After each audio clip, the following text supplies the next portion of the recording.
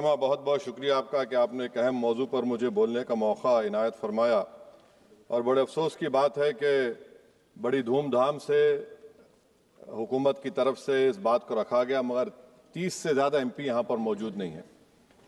Madam, पहले तो मैं वज़ीर आज़म की इस बात की मजम्मत करता हूँ और उनको बताना चाहूँगा कि जिना के बारे में उन्होंने जो कहा था, हम तो जिना के सख्त मुखालिफ है, इसलिए भारत को अपना वतन माने, मगर 42 में आपके प्यारे वीर और जिना की पार्टी ने नॉर्थ वेस्ट फ्रंटियर, सिंध और बंगाल में मिलकर हुकूमत चलाई और उस हुकूमत ने 1.5 लाख हिंदू और मुसलमानों को अंग्रेजों की फौज में शामिल कराया ताकि वो लड़े।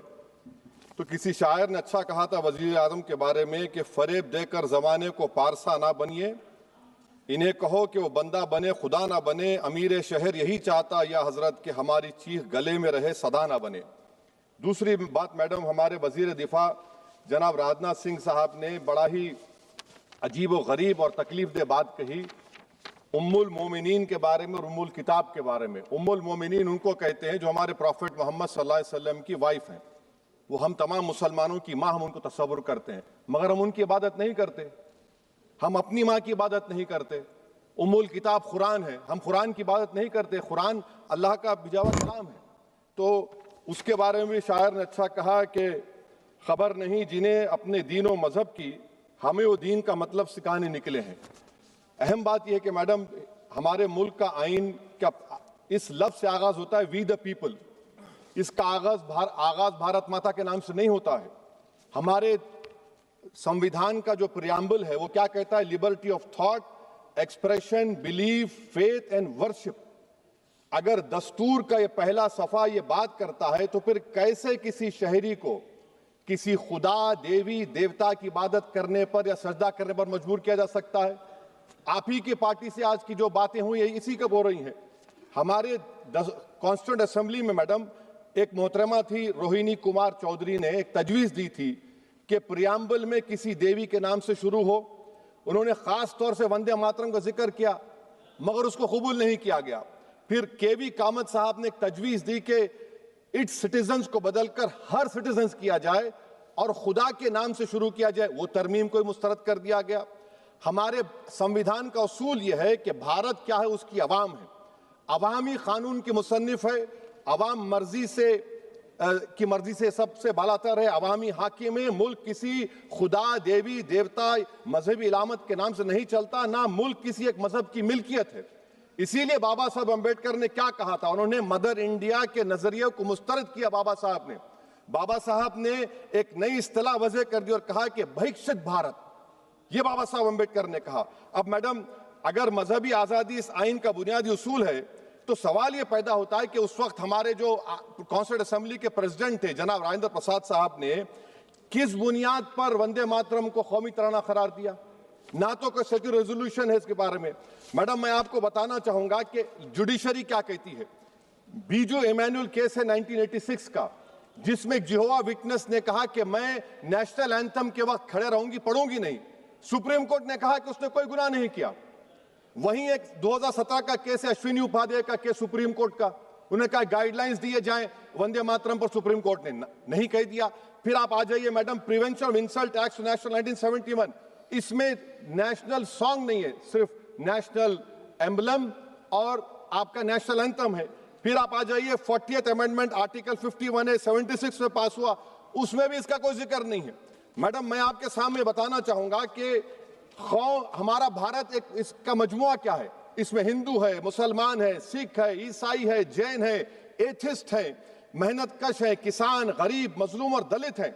मगर अगर जो तकारीर आज हमने यहाँ पर सुनी और बाहर जो सुनते हैं, अगर भारत को देवी कहने और उसके आगे सजदा करने, तो दरअसल कौम परस्ती को, वतन से मोहब्बत को मजहब में तब्दील कर रहे, और फिर यहाँ पर बोल रहे कि अगर भारत में रहना है तो वंदे मातरम गाना पड़ेगा। भाई, ये तो संविधान के खिलाफ है, सुप्रीम कोर्ट के जजमेंट के खिलाफ है। अगर वंदे मातरम मैडम कौमियत का मियार है तो फिर सवाल ये है कि हजरत मोहानी की कौमियत क्या थी जिसने इनकलाब जिंदाबाद का नारा दिया? अगर यूसुफ मेहर अली ने quit India, Simon go back का नारा दिया तो उसकी कौमियत क्या थी? अगर हैदराबाद से मौलवी अलाउद्दीन जो मक्का मस्जिद का पहला मुजरिम है काला पानी में, और तूरेबाज खान जो मारकर लाश को लटका दिया गया था हैदराबाद में 8 दिन तक, उसकी कौमियत क्या थी? अगर इनायतुल्लाह काफी जो जिहाद का फतवा अंग्रेजों के खिलाफ दिया मुरादाबाद में, जब उनको 2 दिन में फांसी की सजा दी गई, और जब फांसी की सजा के बाद जा रहे हैं तो इनायतुल्लाह मौलाना काफी की जबान पर क्या था? वो रसूलुल्लाह हमारे प्रॉफिट की नात पढ़ रहे थे। क्या पढ़ रहे थे? कोई गुल बाकी रहेगा ना चमन रह जाएगा, पर रसूलुल्लाह का दीन हसन रह जाएगा। तो उनकी कौमियत क्या थी? माल्टा की जेल में महमूदुल हसन, हुसैन अहमद मदनी 6 महीने माल्टा की जेल की ग्राउंड में पड़े रहे, उनकी कौमियत क्या थी?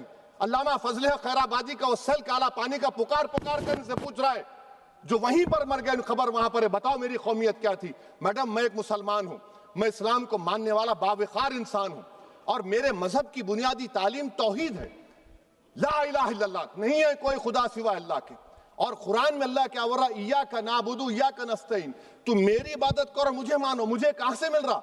आर्टिकल 25 से मिल रहा है। मुझे कहां से मिल रहा है? Liberty of thought, expression, belief, faith and worship से मिल रहा है। तो इसको जोड़ना ये बहुत ही खतरनाक होगा। और हमारे प्रॉफेट मोहम्मद सल्लल्लाहु अलैहि वसल्लम जब मदीने को गए तो उन्होंने उस वतन के लिए दुआ की, कहा कि अल्लाह मदीने की मोहब्बत हमारे दिलों में और इजाफा कर दे, मक्के से ज्यादा कर दे। तो ये इस्लाम, मुसलमान होना, हमारे ईमान में मुल्क की मोहब्बत बीच में नहीं आती, और मुल्क से मोहब्बत है और रहेगी हमेशा, क्योंकि ये अजीम कुर्बानियां यहां पर शामिल है जिन्होंने जंग आजादी में हिस्सा नहीं लिया। आज अगर वो वतन की मोहब्बत का दर्ज देंगे तो बड़ा गलत होगा। मैडम, मैं आपके सामने एक चीज पढ़ूंगा। 1937 रविंद्रनाथ टैगोर ने लेटर लिखा सुभाष चंद्र बोस को, मैं सिर्फ किसी ने नहीं पढ़ा ये। क्या कहा टैगोर साहब ने? But parliament is a place of union for all religious groups and there the song can not be appropriate. When Bengali Muslims show sign of stubborn fanaticism, we regard it as intolerable. When we too copy them and make unreasonable demands, it will be self-defeating. ये मैं इसको ले करूंगा madam, आप देख लीजिए। फिर दूसरी तरफ मैडम आप आ जाइए, मैं यहाँ पर बैठकर, हाँ, जितने तकारीर यहाँ पर हुए सब जनगण मन पर तनकीद किए। तो मैडम मुझे ये कहना पड़ेगा कि जनगण मन पर आप लोग इतनी तकलीफ क्यों उठा रहे हैं? आखिर इतनी तकलीफ क्यों है? तो मैं जब जाकर देखा तो मुझे 28 दिसंबर का ऑर्गेनाइजर मैगजीन का आर्टिकल मिला, जिसमें ऑर्गेनाइजर लिखता है कि what is the moral sanction behind government choice of Janagana Mana, except that it can be made an item of entertainment at the sumptuous parties thrown by government officials. आप बताइए, इसका बोलेंगे आप? और फिर उसके कैंड कैसा करते हैं? It will mean we can not love our motherhood. Madam please, it will mean that Vande Mataram is buried alive with the word Jangan Mana on the tombstone, for the tomb will also be of Jangan Mana of the will of the people. इस पर आप क्या बोलेंगे? Madam, मैं आपको ये बताना चाह रहा हूं कि वतन की मोहब्बत हमारे लिए बहुत अहम है, मगर ये बताइए हमको कि अभी मैडम यहाँ पर आनंद मठ के बारे में बहुत कुछ कहा गया। मैं सिर्फ 2 मिसालें आपको देता हूं। आनंद मठ के पेज नंबर 70 और 80 को पढ़ लीजिए। इसके बाद सनातन जहां मुसलमानों के घर पाते थे, इन्हें आग लगा देते थे। आप पेज नंबर 98 पढ़िए, हमें सिर्फ इन मुसलमानों को जड़ से खत्म करना है क्योंकि खुदा के दुश्मन बन चुके हैं। फिर आप पेज नंबर 115-16 दीजिए, फिर मुख्तलिफ इलाकों में मुसलमानों को सदा देने के लिए भेजे जाते, जहां मुसलमान आबादी नजर आती जला दिया जाता। फिर आप देख लीजिए मैडम, सफे नंबर 120 पेज 120, बंकिम लिखते हैं कि सनातियों को मालूम नहीं था कि अंग्रेज हिंदुस्तान को निजात दिलाने वाले हैं। ये आप क्यों कर रहे हैं? अब आप मैडम, मैं आपको पेपर्स दे कर दूंगा। मैडम, भारत में हमारी आजादी इसलिए आई और बरकरार रही कि हमने मुल्क और मजहब को एक चीज नहीं बनाया। हमने ऐलान किया कि हमारी मुल्क मुख्तलिफ तबकात मज़ाहिब पर मुश्तमिल है, हमारे मुश्तरका तकदीर हमारी कौमियत का सरचश्मा है, यह खास जबान सखावत मजहब नहीं है। अगर वंदे मातरम का मतन कौम और मजहब को एक बना देता है, अगर हम इसे टेस्ट बनाते हैं वफादारी का, तो फिर मान लीजिए कि यह गांधी, अंबेडकर, टैगोर, बोस और लाखों आजादी के सिपाहियों की सोच को छोड़कर गोडसे की सोच की हिंदू कौमी परस्ताना, मैडम खत्म कर रहा हूं, कौमी हिंदू कौम परस्ताना को इख्तियार करेंगे। मुझे वतन से बेइंतहा मोहब्बत है मैडम, और इंशाल्लाह हमेशा रहेगी, मगर बावजूद इसके कि मेरी मस्जिद, मेरी इबादत गाह, मेरे कपड़े, मेरे कारोबार पर हमले होते, मगर मैं फिर भी कहता हूं कि वतन मेरा, हर वतन को हम छोड़कर नहीं जाएंगे। मगर हुब्बुल वतनी का क्या मुतालबा है? हुब्बुल वतनी ये कहता है कि वतन से मोहब्बत है तो जुल्म को खत्म करो, गरीबी को खत्म करो, बेरोजगारी को खत्म करो, जबर का खात्मा करो, अमन का गहवारा बनाओ, पाकिस्तान की दहशतगर्दी को खत्म करो, एक्सप्लॉयटेशन को रोको, शरारत को रोको, मुल्क के खिलाफ की जाने वाली साजिश खत्म करो। मैडम, भारत एक चमन है जहां पर हर फूल को खिलना चाहिए। और अगर कोई इस फूल के अगर पूरे फूल खिलेंगे तो उसकी खुशबू से ये वतन मौतर होगा, मगर अगर इस चमन का माली ये कहेगा कि एक ही फूल खिलेगा, तो मैं जिम्मेदारी के साथ कह रहा हूं, अगर एक ही फूल खिलेगा तो वो सहरा बन जाएगा और माली माली नहीं रहेगा, वो जल्लाद कहलाएगा। तो इसीलिए मैडम हम उम्मीद करते हैं कि हुकूमत इस पर जोर जबर ना करे। मेरा राइट है, यकीनन मैं जानता हूं कि आजादी के लड़ाई में वंदे मातरम का नारा था, मगर अगर आप इसको जबर करेंगे तो ये संविधान के खिलाफ है। वफादारी का सर्टिफिकेट हमसे मत लीजिए, मैडम खत्म कर रहा हूं, वफादारी का सर्टिफिकेट हमसे मत लीजिए। आपके बुजुर्गों के कोई एक किताब में लिख के क्या लिखा है बता दीजिए, कहां पर क्या लिखा हुआ है। तो मैं मैडम मैं इस शेर पर अपनी बात को खत्म कर रहा हूं मैडम, मैं इस शेर पर अपनी बात को खत्म कर रहा हूं मैडम, मैं अपनी बात को खत्म कर देता हूं मैडम, क्योंकि आप बहुत जल्दी में हैं।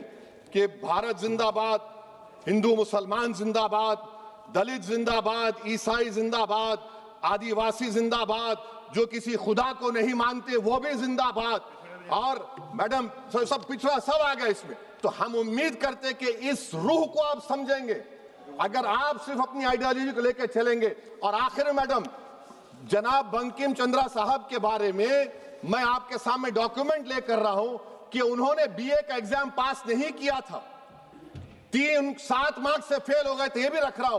तो आप जिसका लिटरेरी जायंट बता रहे ये नहीं है। बहुत बहुत शुक्रिया मैडम। धन्यवाद सभापति महोदया। मैं इस सदन का ध्यान